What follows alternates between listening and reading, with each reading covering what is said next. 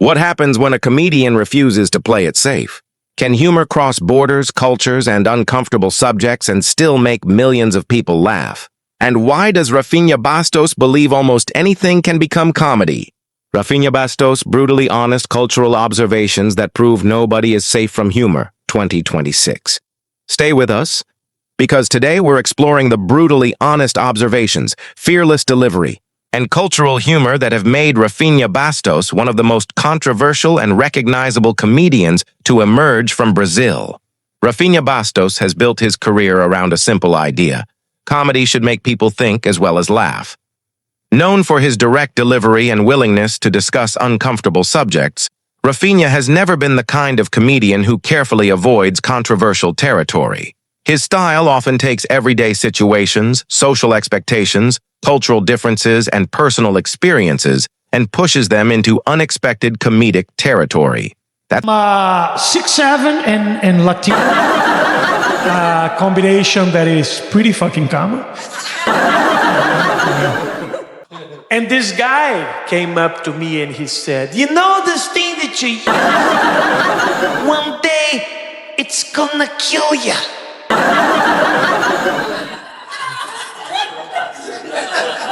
And I shit them because when I arrived in America, it was like 2 months.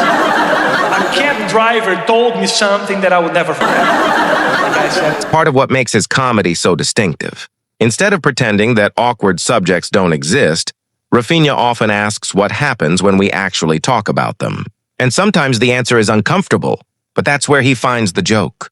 His career in Brazil helped establish him as a major television and comedy personality. He became widely known through programs such as CQC, where his outspoken style and provocative humor attracted enormous attention. However, controversy also became part of his story. One of the most important turning points came in 2011, after a joke involving singer Vanessa Camargo generated major backlash.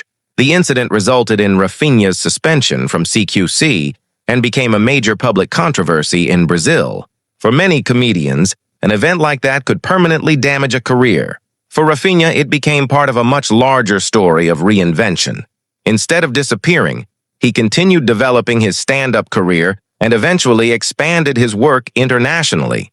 That international experience added another dimension to his comedy.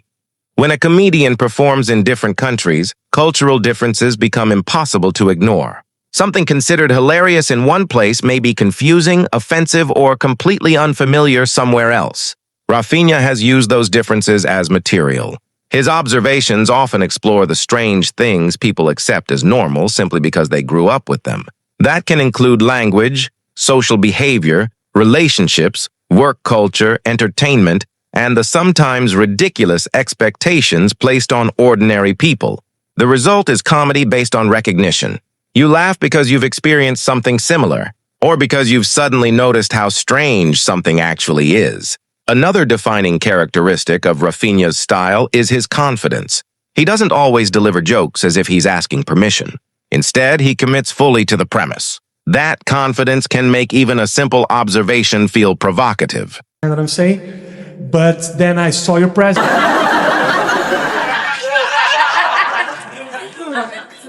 Then I thought...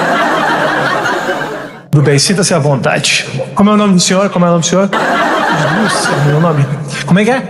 José Francisco. José Francisco. The guy's amazing. But they don't talk. I compliment people. When I go, when someone is doing a spot and I'm going... I arrived here 3 years ago, still learning the language. English is a very difficult language. You guys make English even more difficult than it should be. I don't know why. I saw the other day a person saying, "Don't call me he or she. Call